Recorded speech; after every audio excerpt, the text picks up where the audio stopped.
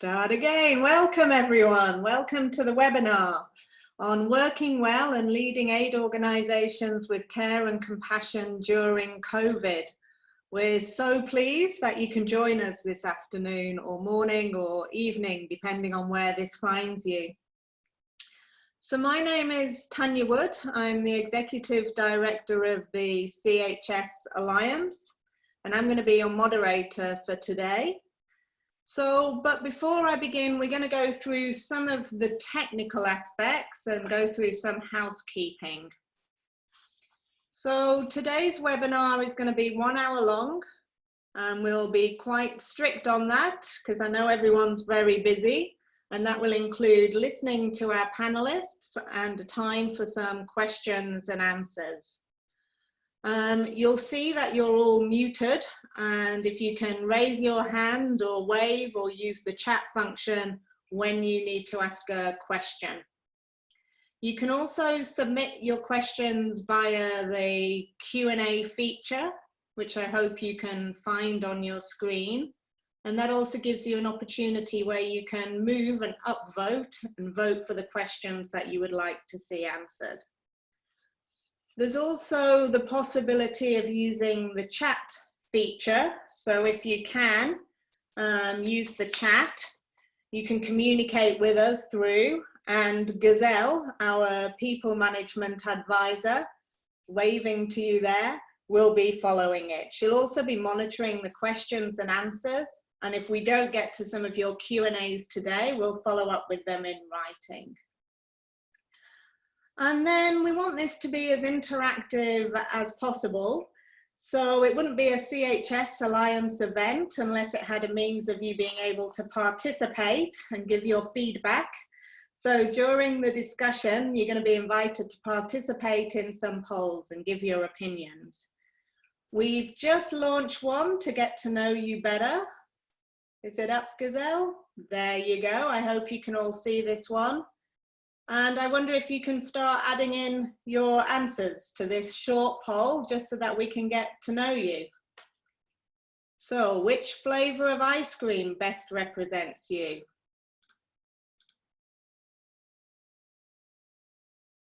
Where are you joining us from today? Are you a CHS Alliance member? A partner? A donor representing another NGO, development, a government? How did you find out about the webinar? Through our social media, from our invite, word of mouth, or other? So let's just, got about 30% of, oh, look, you've all got into the technology now.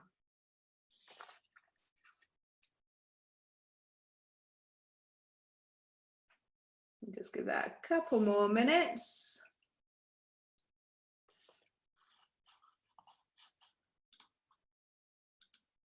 Wow, I've got a lot of.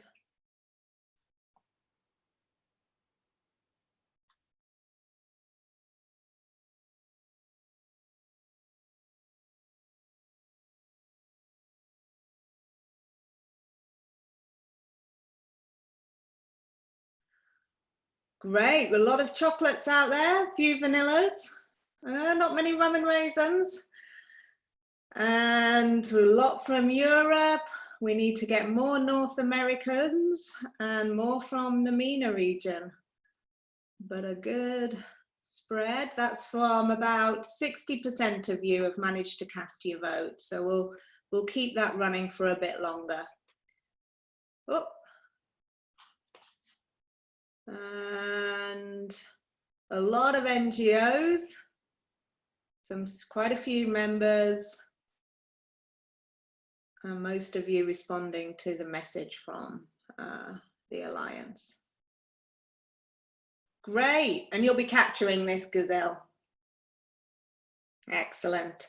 Right. I should note that we are recording this, which we'll be sharing with our members as well. So just for you to note that the event is being recorded.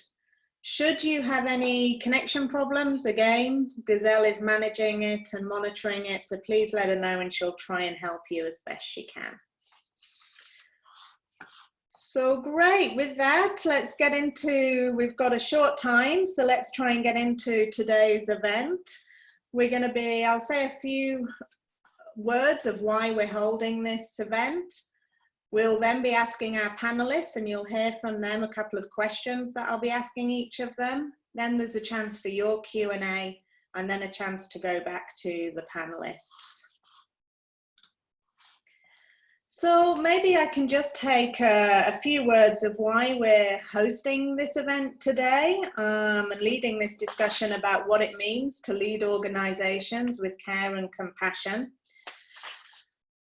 Obviously, everyone's stretched at the moment. Everyone is managing very different anxieties, very many different pressures, many different juggling and caring for people at home or dealing with the people who may be sick themselves. So everyone is having a lot of different stresses and strains and anxiety, and we really want to look at what this is doing in terms of how, particularly as leaders, we're looking after people's mental health, what good people management techniques, and what it means for our organizational culture in these testing times.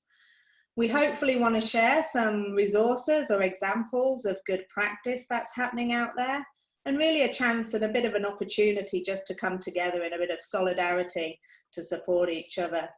And really from a kind of leadership perspective, everyone is struggling in some way right now. Everyone's struggling, everyone's struggles are very different, but really trying to promote that we can get through this together, and also try and seize on what some of those opportunities to learn are.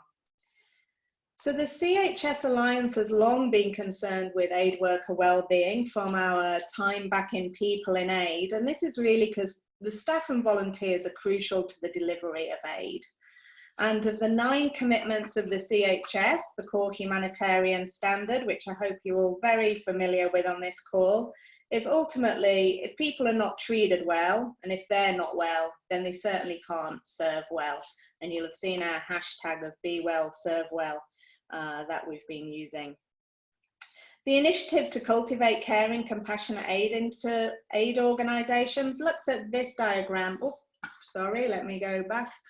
This intersectional circles, which really looks at the connection between people management, our own personal mental health and organisational culture. And coming together, that's looking at it through the lens of care and compassion. And I think those are 2 words that, well, we haven't seen used generally too much in the humanitarian sector. I think we're seeing quite a lot of this idea of compassion coming through really strongly in the COVID response. And so I think it really resonates at the moment. 2 of our colleagues, Melissa Patotti and Marianne Clements, have worked on this report that you see here, which was a mapping which really looked at kind of where some of the initiatives around care and compassion that have been done in the sector. And one of their findings was this really needs a home that weaves together these various components. So really we want to try and find a way for the CHS Alliance to try and keep cultivating what this idea of care and compassion means, how it links to us being able to be well and serve well, and how these 3 components of kind of people management, organizational culture, and our own mental health weave in to do that. Gazelle, do you want to run the second poll?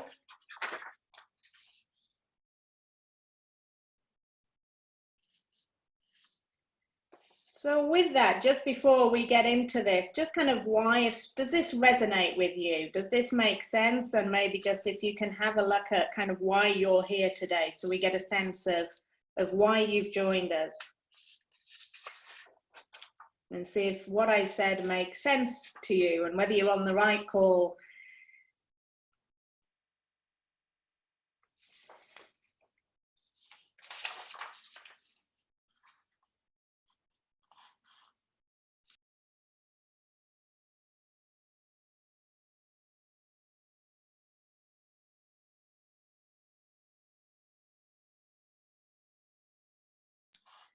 Okay, so there we go. So a lot have joined us for kind of their own knowledge and understanding, to understand a bit more on the Care and Compassion project. I'll try and touch on that at the end and how you can engage. and a pretty good spread across all five of those areas around both leadership, the general overarching care and compassion, but also interested in these three components. So thank you, Gazelle. So with that, let's hear from, we're really pleased to have a fantastic panel with you today. Four quite different perspectives I think you're going to hear, all as well, trying to show that each of us are sort of managing and leading in very different circumstances and in very different connections. So let me just explain a little to you about the four panelists. We have Christine Tsao, the CEO of Hue Mentum, and she just joined Hue Mentum back in 2009 after a 25-year career in international development. She's a seasoned convener and coalition builder, having worked in a number of membership organizations and relaunched and led a global health council. So I think with her background in health and the membership, it's going to be really interesting to hear from Christine. She also led Palladium's impact bond work in addition to oversight of the USAID-funded health portfolio. She served as Chief Operating Officer of Population Services International, and she spent 14 years in West Africa with organizations including UNICEF and USAID, and holds a PhD in epidemiology from Tulane University. So with that, very interested to have Christine. And we've invited Christine partly because of that background, but also as well, Hue Mentum work remotely most of the time, or as their modus operandi. So it's going to be interesting to see how they manage and how things are changing for them during this time. Then Reza, wonderful to have you. Thank you for making the time, especially in what is a very busy time as we're seeing with Cox's Bazar, as you are based in Bangladesh as the Executive Director of COAST, the Coastal Association for Social Transformation Trust. Reza's the Executive Director and Convener of Equity and Justice Working Group. Reza's well known to many of us in the sector. He has expertise in many disciplines, such as promoting appropriate technology and coastal belts, sustainable microfinance, advocacy and influencing policy research, and holds a master's in sociology from the University of Chittagong. Reza, we also know you as a strong advocate of the localization agenda and a strong advocate for us for accountability to affected people. So we're very much looking forward to how things look from your side. And Reza's always inspired me by what he calls his open organization approach. So we look forward to hearing more from Reza.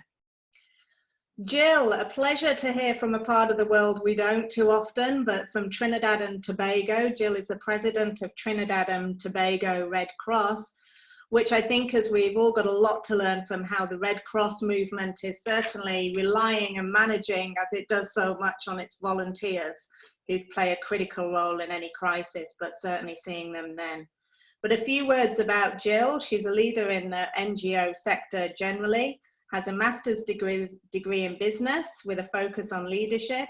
And really though, Jill is a transformational leader and a very credible voice in decision-making, a motivator, and a woman empowerment advocate, and really believes and embodies that her true purpose is life is making a difference. And we're very pleased to have you with us, Jill.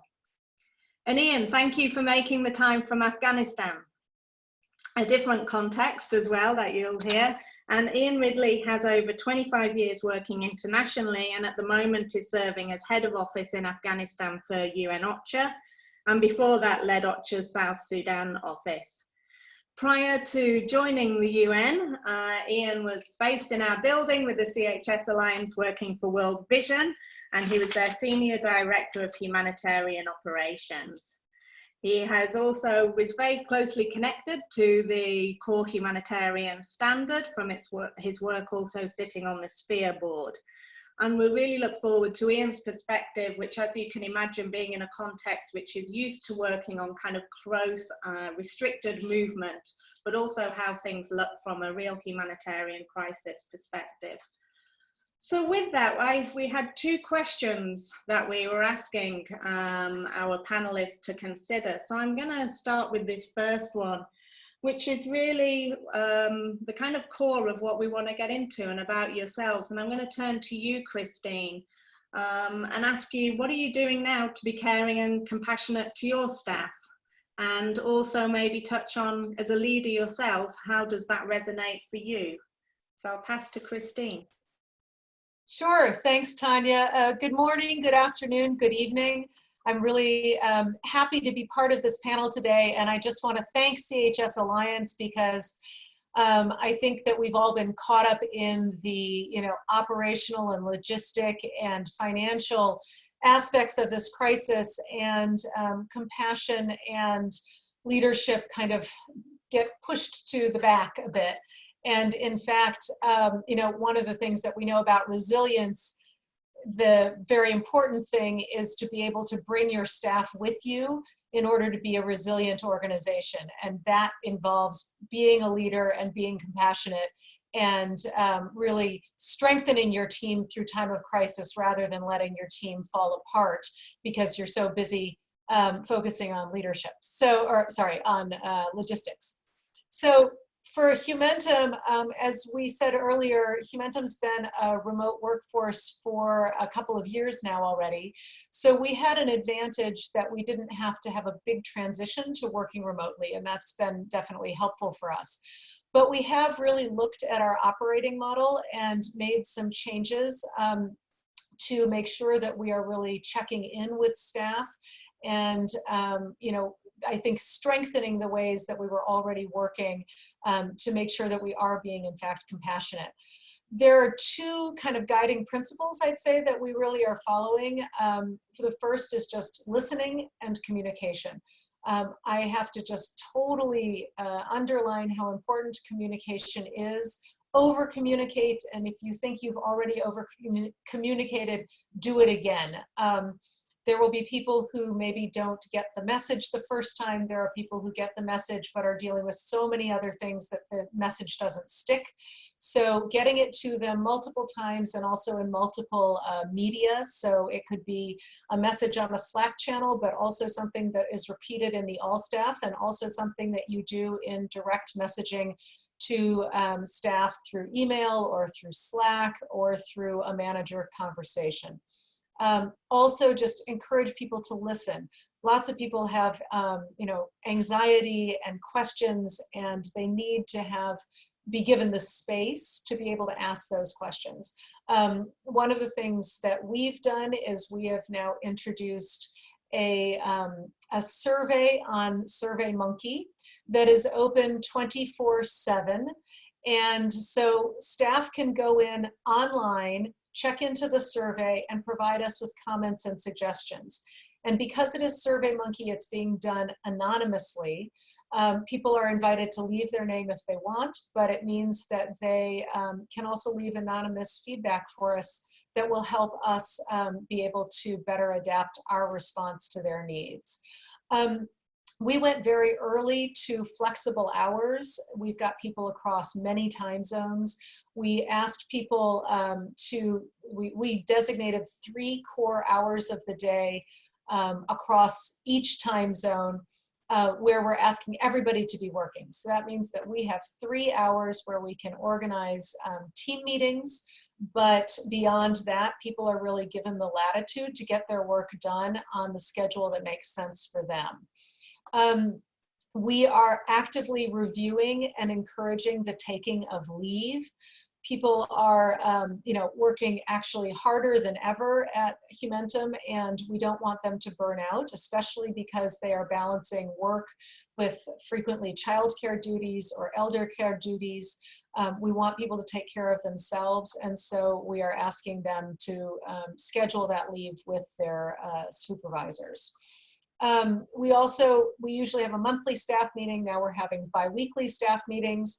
We are trying to introduce some fun to those. So we are now doing virtual karaoke at staff meetings. That one is quite fun and quite embarrassing, but everyone seems to be getting with the program and doing it and having a good time. We also have introduced, we already had a group within Hue Mentum that met to do facilitated meditation every couple of weeks, but we are now introducing 5-minute facilitated meditation pretty much with every big staff meeting or every senior leadership meeting. And we're using that just as a way to give everybody a moment to kind of stop and pause and regroup and refocus and breathe. So that's very important. I will say, you know, just also for me as the leader of Hue Mentum, I have really, I mean, I try to be my authentic self all the time anyway, but I have been probably more open with that. I have gotten emotional in front of my staff. I have talked about how this is impacting me and my family and some of the worries that we have. I have shared with people that, you know, now every afternoon I take some time off and I go take a nap because that allows me to recharge my batteries and come back refreshed. And so I encourage everybody else to do it, but I also tell them that I am doing it and it is okay. I am exercising, sharing that with the staff. So, you know, I think we certainly come from a culture, many of us, of hierarchical leadership. And it is absolutely certain that, you know, the leader of an organization needs to be seen as a, you know, deliberate decision maker and guide to the team. But at the same time, I think now is the moment that we can be sharing some more of our personal selves to model the kinds of self-care that we want our staff to be undertaking. I will just say I'm incredibly fortunate because I have a great senior leadership team and I have a great board. So I have gotten a lot of support from them. It has been challenging for me as a leader because not only am I leading my own organization, but we have a membership of more than 300 organizations that are looking to us for help and support and leadership. And so that means kind of being on all the time. I have convened a group of women CEOs of networks, and Tanya is part of that. And we have had our first meeting so far, and I found that very useful because we can compare notes about leading networks, but it also gives us an opportunity to, you know, talk amongst ourselves and provide some peer support. I will just say also that, you know, I am finding most of my support at home. I am fortunate because I'm with family and I have wonderful friends. I've been reaching out and being contacted by friends who I don't see very much, but we're doing lots of virtual meetings and chattings, and that's been great. I have 2 dogs, and so they are providing a lot of support to me as well, and some humor. You may see one of my dogs leap in my lap over the course of this meeting today, because that's what she likes to do. She's very happy that I'm home. And, you know, so I will just close out my comments by saying, you know, I am trying to be compassionate towards my staff, but I'm also really trying to be sure to be compassionate towards myself. So thanks, back over to you. Fantastic. Thank you so much, Christine. I love the idea of virtual karaoke, but also some of the more good tips about leaving a survey open and the sort of ongoing participation and feedback. So thanks so much for sharing. Reza, let's move to your part of the world and how things look for you, and would love to hear about what steps you're taking in terms of looking after your staff and looking after yourself, and obviously the impact that's having, the COVID's having in your context. Thanks. Thank you, Tanya, and thank you everybody, panel members and participants. I'm from Dhaka, Bangladesh. Now we have complete lockdown all over the country. Movement are restricted if it is not essentials. So these are the situation. This has started from last week, but we have been working on COVID-19 from the first week of March from this level. This is one thing. And you have to understand, you should know that we have a very strong training system in our whole coast. Physical exercise and meditation, it is an indispensable part of our training because we strongly believe in physical fitness. Number 2, we have a biosafety rule, which is being trained to our kitchen members. So we have in all of our officials, except some females, the most of the, especially in the pre-level, stop in a camp life. So we assured them the health and hygiene food because this is Bangladesh. So we have also some code of conduct. So first we did, especially in respect of for the staff, we had to change our code of conduct, because like how we will do sledging, we have to give this and we have to wash our hands. We should not give our hands in our mouths. So in the beginning of this month, we have to train our staff on new code of conduct. This is one thing. And we had series of meeting and training in all of our training centers. And now we are having follow-up in the online. And now our leaders level have been thinking how we can have a new code of conduct after the corona life. This is one thing. And second thing, because of lockdown, we have to give leave to our staff, but especially we have to keep our staff because we have to give service to the Rohingya people, refugee people. For us, this is our responsibility. With the government permission, some of the staff are leaving, but this is we are not imposing anything. This is up to the staffs, because most of the staff, they are from the locality. We have given them full protections, especially the PPE, the personal protection equipments. So this is one of the priority for the staffs, and we are not imposing anything on them. So because for the refugee people, this is somehow fundamental. And the good thing is that since the beginning, for the last 2 years, we have good software. We have the Zoom software and we have the GoToMeeting software. So we can, especially in the GoToMeeting, we love the software. We can attach our staff 300s all over in the country. And it is good that in all over the country, we have a very stable electricity supply and we have a very stable mobile network. So we connect the staff anytime in anywhere. So we are using this technology, and we realize that as a local NGO, we have to be smart in technology, how we can connect people. And we are already habituated how we can have virtually connect our staff. Only thing we have changed that we have had started our office from 9 and up to 5. Now we start our virtual office from 11 and go up to 3 o'clock. But for me, I have to stand by to the calls from the government, from the refugee. As Tanya has mentioned, that we believe in open organization, staff members, government official, especially in the Rohingya youths, that I make direct communication with them. The next thing is that we have developed a leadership level who continuously getting training on COVID, especially from World Health Organization and others. They are also sourcing training from different sources, and we are producing leaflets, communication material, which we are posting in our website for the staff, for the community, and for all others.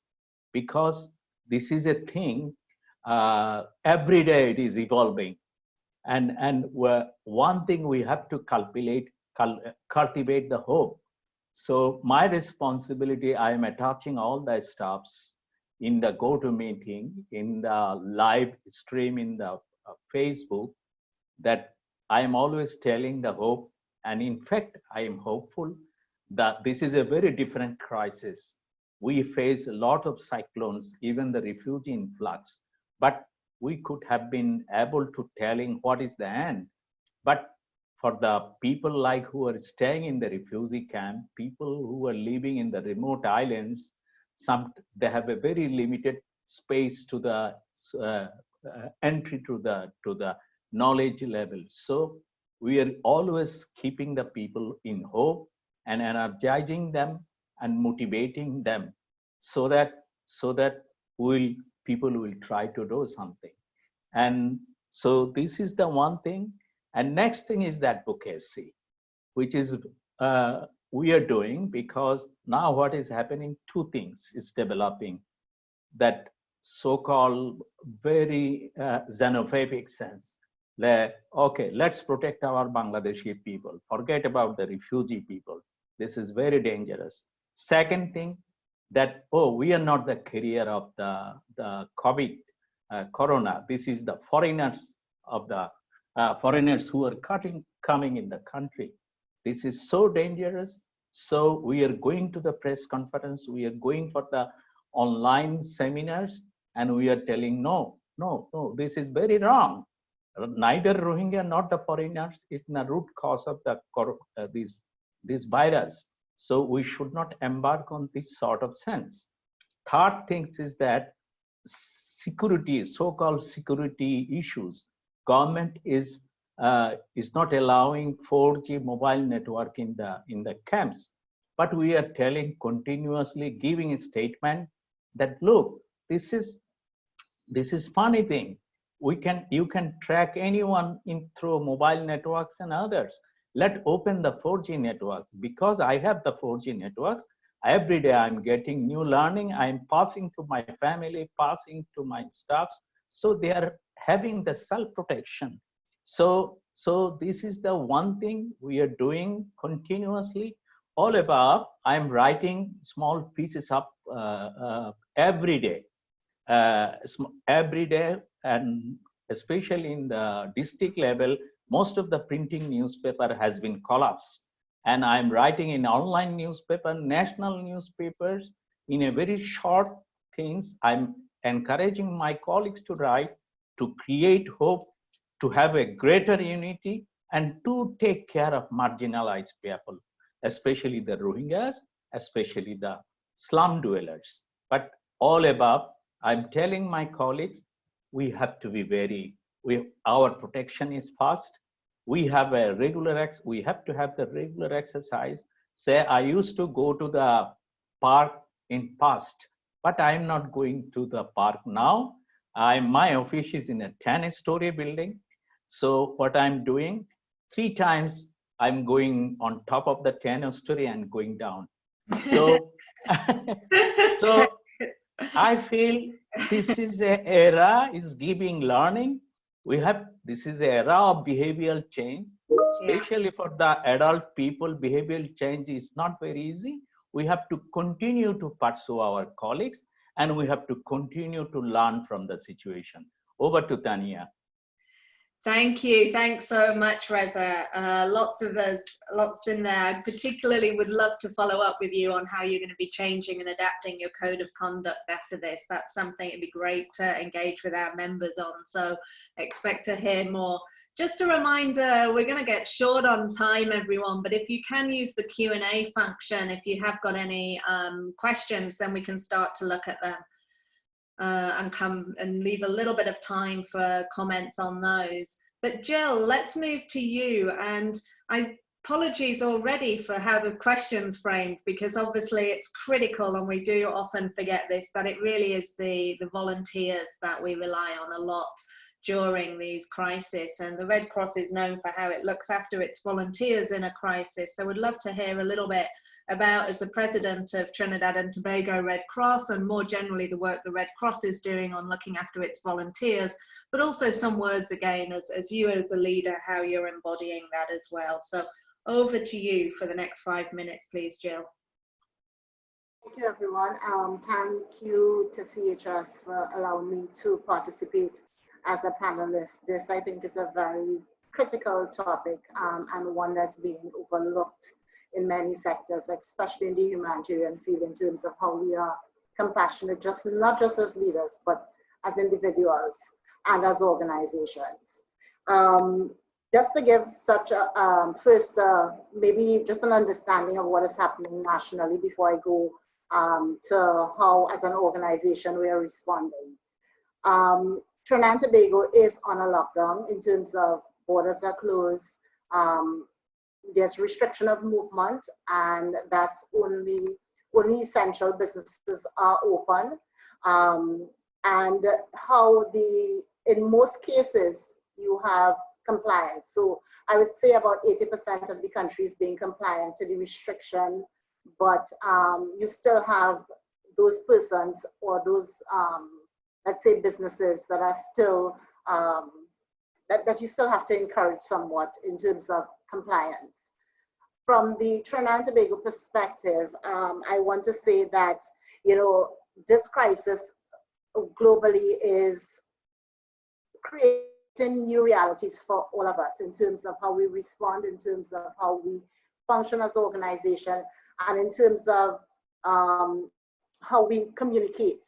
For a long time, there has been a little pushback on remote working. This has now become something that is necessary in terms of protecting self. And just to say, from the Red Cross perspective, the safety and protection of our volunteers and staff are paramount in our actions.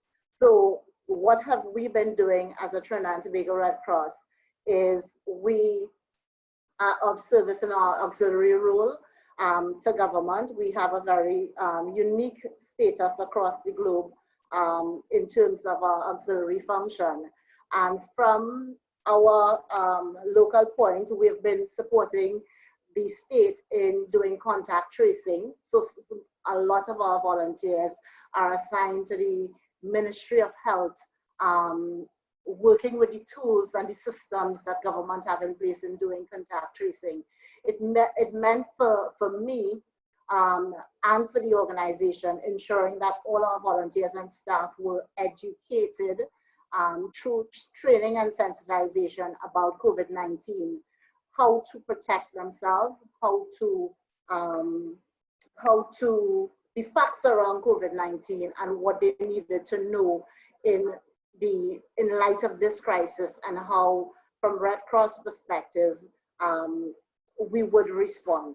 So making sure, again, training, sensitization, information, as Christine would have pointed out, communication is very key. So making sure they had information, because what we are flooded with from the internet perspective is a lot of information.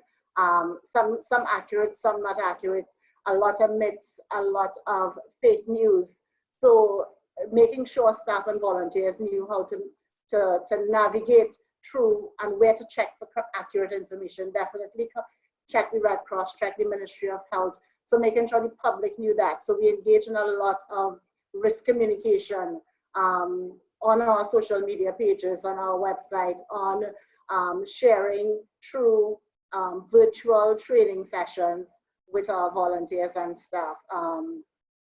So we are out there. Volunteers are in the Ministry of Health offices. We have staff at the office, but not full composition of staff.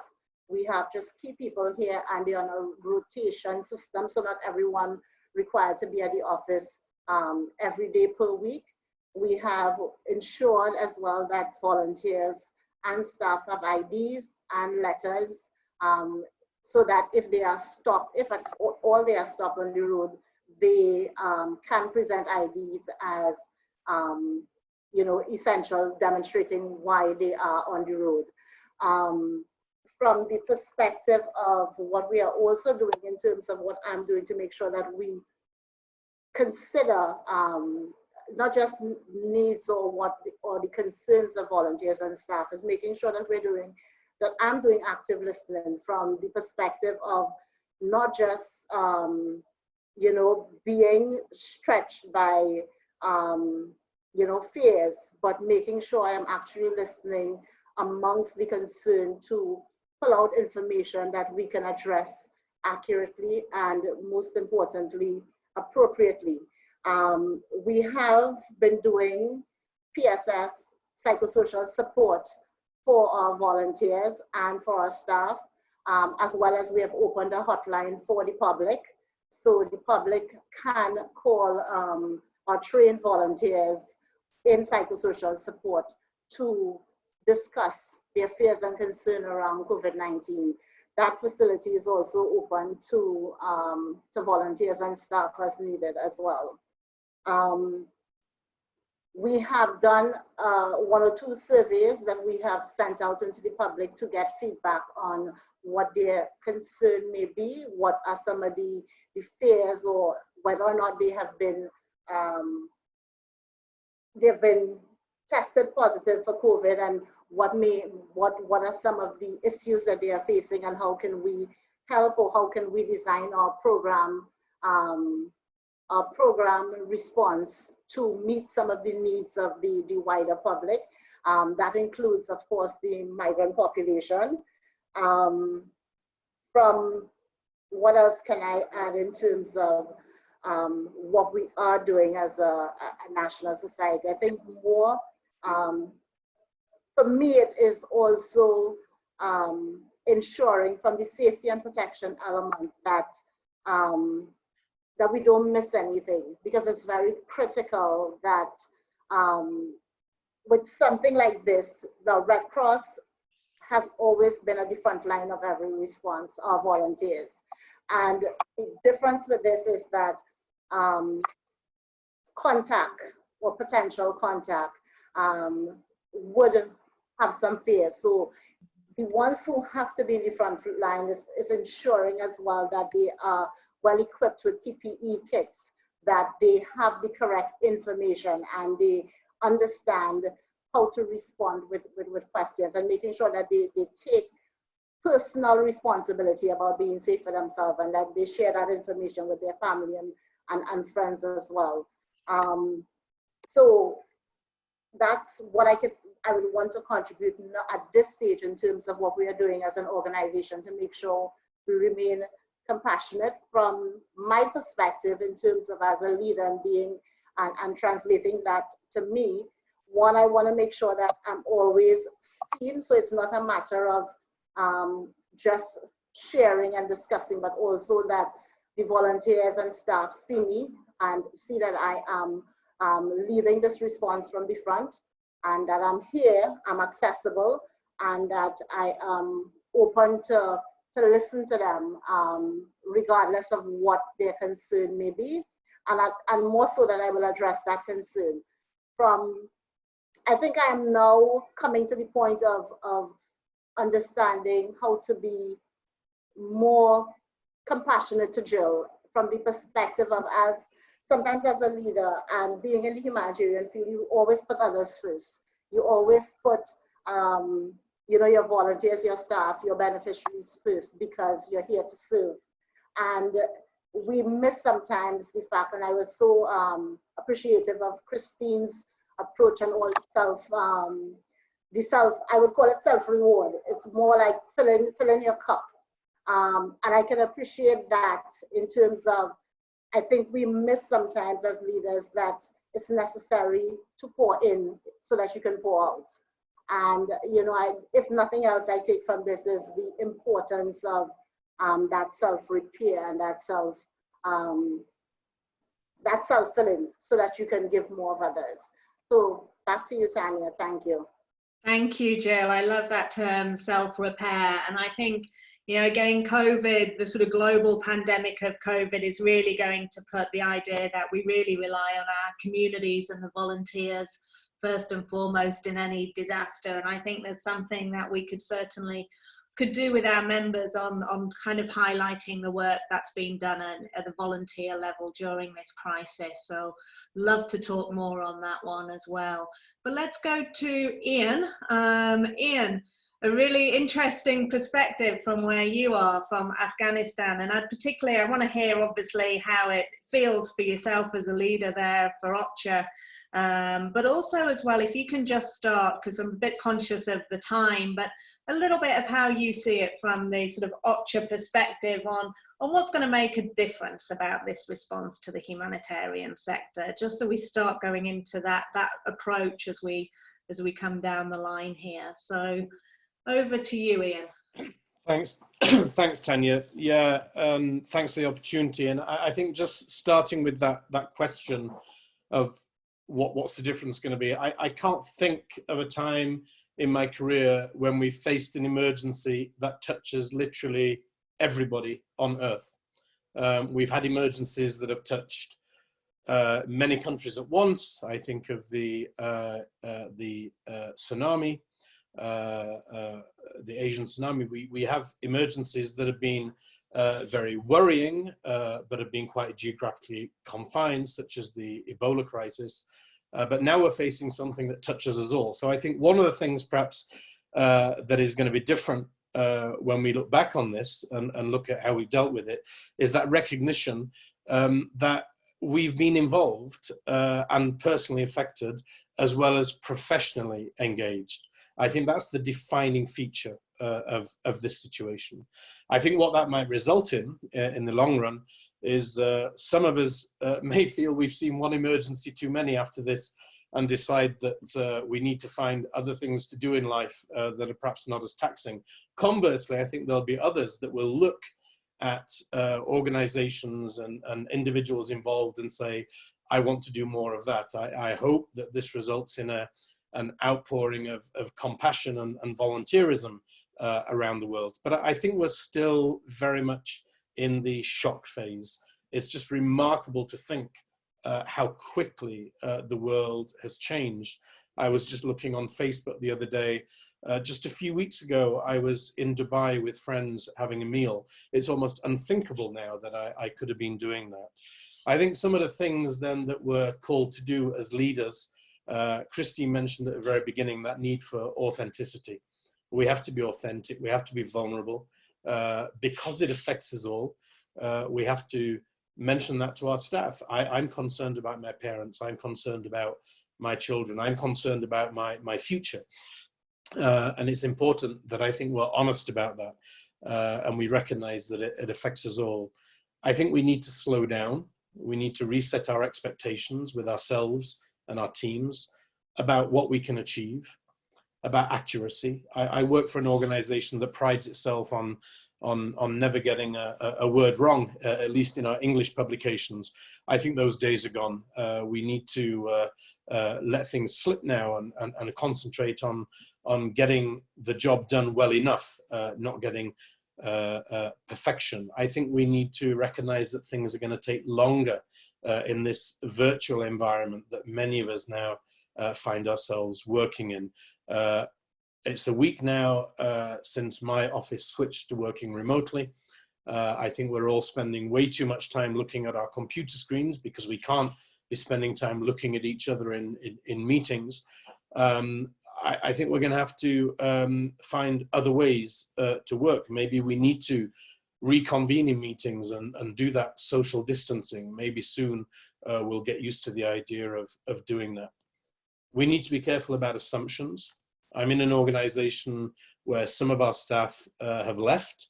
They've gone home and they're telecommuting. It's easy to assume they have an easier life than those of us that they're here in Kabul. I was just though on a call with some of my team that are telecommuting a few hours ago, and they were describing their realities in places like Nepal and Ethiopia, Myanmar, countries in Europe. They're facing some very difficult challenges, all of them. National staff, my own assistant, the person I work closest with in the office, his family is in a neighboring country. So he's in the same situation I'm in. We shouldn't assume that national staff automatically have their family around them. So I think being careful about the assumptions we make. And finally, I think taking time to adjust, therefore, to this new reality, being patient with each other. We're all, I think, learning, well, not all of us. I'm fortunate in a previous organization, we used WebEx almost on a daily basis, so it's not really new to me. But I see many of my colleagues struggling to remember to unmute themselves when they talk, to come to grips with working on Microsoft Teams or WebEx or Zoom. This is my first time I think it's Zoom we're using. It's my first time using this, so I'm having to educate myself on these new tools. And I think all of us therefore need to turn to resources available on managing dispersed teams. I wonder if we'll be able to make that adjustment easily back to being together in our offices and working physically together again once it is over in the weeks and months ahead. So that's perhaps something else we need to consider now, is how do we adjust back to how we used to work 3 or 4 months ago, and is that going to be easy for us?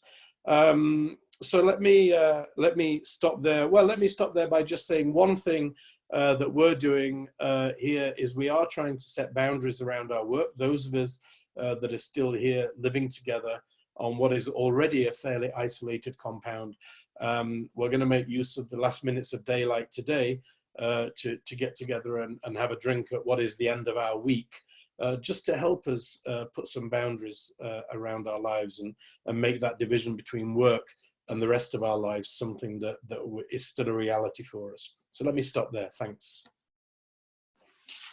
Thank you so much, Ian. Really great to hear from you. And I think there's a lot to take away there. But again, this message of us being our kind of authentic and vulnerable selves through this. There's no sort of us and them in this sort of global pandemic right now. And I think it's something that will lead me into my final question for you very quickly to the panel, this sort of slow down and reset. So just based on the time, it's fantastic the people attending are using the Q&A session. We are going to be capturing those questions and we're going to try and respond, and we'll put out the recording and with some answers and try and keep this conversation going. But in the interest of time, I'm just going to go back to each panelist and just ask you for a couple of sentences on this very last point, and it comes with this kind of, what does slow down and reset mean? So while we're all being extremely tested by this, maybe I can just ask each of you for a couple of sentences of what kind of the key takeaway is going to be for kind of the opportunity for positive change we need to seize on. So I won't put anyone on the spot. I'd ask who wants to go first. Just a couple of reflections on as a community, what opportunities are we going to see for positive change out of that slow down and reset? Christine, over to you. Thanks. I think that one of the really important things that we're already seeing is a democratization of learning via online access. Hue Mentum has done face-to-face learning and online learning for a long time, but we are now looking at our online learning platform as a foundation for reaching many, many more populations in different ways than we had previously. We need to think about, do people have internet access and appropriate bandwidth? But beyond that, it does mean that we can price differently for different populations. It means that we can do events over multiple time zones. It just means that we can reach out and include and engage populations in ways that perhaps we were thinking much more in a much more limited way about previously. So for me and for Hue Mentum, that's a really, really important change that we are going to take forward, because we think that there will be a use for face-to-face in the future, but we have serious doubts whether we may ever see great big conferences again. It may be a very, very different landscape. So this is a great way for inclusion and equity of learning. Thanks. Love it. Inclusion and equity of learning. Reza, can I ask you for your, what are we going to seize from this challenge? Thank you. I want to mention 4 points. Thank you, Mr. Ian. What you have said, this is a very reality. Things are going slow down and we have to reduce our ambition. Number 1. So this is for the future. Number 2, I know that a lot of expatriate foreigners working in Cox's Bazar, also in Dhaka, but I also know that they have worries for their family members and for their children. And I very much respectful for them. I salute them, including you, for their sacrifice. Because if I will be working as an expatriate, I know what will be the terrible situation for me. At least the children, I have my children with me, but I know some people who are working for UNHCR and UN organization, they have a very old age mothers and they have their wife and children in the USA and other countries. I have a salute for them. I strongly believe that we have to express solidarity to them, and at least we should give them some mental comfort. And third thing, we have to believe that we have to create the social capital, social energy. People have to take each other responsibility. That I'm trying. Third thing, this is a health crisis. I'm sure in country like Bangladesh, it is going to create another one humanitarian crisis because of lockdown. 85% of our labor force is depending on informal sector, daily wages, weekly wages. They are suffering. So we are trying to do something and we have to stand by to them. Fourth thing, we have to think for the unity. Especially we have to help our governments because government has the biggest machinery. So we are giving importance. We are not raising questions and corruption, these and these things. We are positively engaging with the government. That's all from my side, Tanya. Thank you. Jill, a couple of words from yourself. Okay, so I would say that this crisis has brought to the forefront the need to innovate, think outside the box, understand carefully the changing context in which we work and have to work, and more so develop new approaches to remain relevant without changing our mandate as an organization.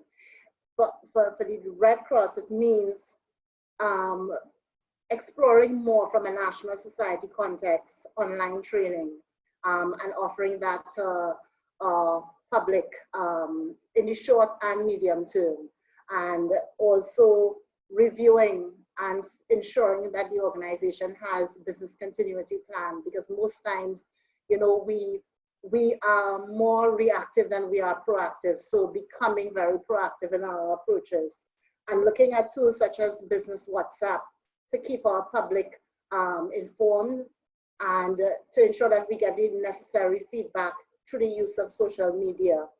And what I would, strongly advocate for in this time is that we pause, we reflect, and we adjust as necessary. Thanks. Lovely, thank you so much. And Ian, last word to yourself. Oh gosh, the responsibility. Well, two things. I think the first is we have an opportunity to focus, on the right things, and to focus on people. I think many of us have probably spent too much of our time focusing on deadlines and projects and interminable meetings and things that we now look back on and say, was that really how I wanted to be spending my time? I mean, the other I'd say, and I'm going to set the bar really high here, with a precedent. I mean, I've been reflecting on how, when I was working in Aceh after the Asian tsunami, how that disaster forced the people that were at war with each other. There was a secessionist group in Aceh, as I'm sure many of you remember. It basically made people think and say, yeah, we need to stop fighting. I don't want to be naive about this and overly simplistic, but I think when you're confronted with something as difficult and challenging as global as this, it has to make you wonder if there's a better way to live life than fighting each other. So living in Afghanistan, where we face multiple conflicts, I very much hope that one of the things that will come out of this maybe is let me just say a little bit of peace, Let me stop there. Lovely, thank you so much for that. Those were excellent kind of opportunities, spanning a range of different opportunities that we can seize on, and we need to look at those, what those are. I'd like to thank all the panelists immensely. I learned a lot from that. We have a number of tips which we'll be sharing in the summary from this webinar, and we'll be capturing the questions and trying to respond to those. A reminder to our members that you can join the community of practice, and Gazelle's People Management Community of Practice is going to be continuing this discussion on April 16th, Gazelle. And I think really this conversation has just reminded us that this is, really is a global pandemic that touches us all. It really gets down to that kind of the person from the CHS perspective, but for all of us, it really is about remembering this is how it affects people's lives. And while the statistics are horrific, each of those is the very human being. And so trying to keep that kind of very person-centered approach, remembering everyone's dealing with the different constraints, and reminding ourselves that, I really like this term, the sort of vulnerable and authentic, and kind of slowing down, resetting, and really remembering kind of what the values are that drove us all into what the work that we do, which is about treating everyone with care and compassion. So with that, thanks all the attendees. It was wonderful. Sorry we couldn't hear more from you, but we are capturing the work. And a huge thanks again to the panelists and the team here at the CHS Alliance. Thank you. Thank you. Thank you. Thanks, everyone. Bye. Thank you, Tanya. Thank you. Thank you, Rosa. Thank you. Thank you so much. Thank you, Tanya. Very good evening from Dhaka. It was a wonderful session. We want to see more such session in future, Tanya. We do. We need these conversations, huh? We really do. I think Keep up the spirit. Keep up the spirit. Are we still Thanks to the behinder, Rosa, Gojel, Melissa. Reza, Melissa's having a baby right now. That's why she wasn't. Oh, there. great. Okay, it's a great joy for in this troubling time. I know. She was meant to be with us today and she went to hospital last night. Okay. So that's a good excuse not to be with us. Okay. So thank you so much. Thank you. We'll be in touch. Bye-bye. Bye. Jill, thank you so much. It'd be great to follow up on some of those volunteer pieces and see if we can do something with the Red Cross. Yes. Thank you, Tanya. Thank you, everyone. Thanks so much. Thank you very much.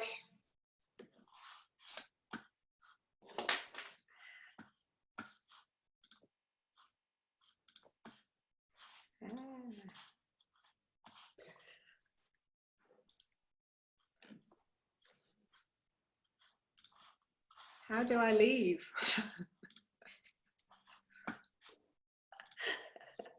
Well, we have to end the meeting. I know.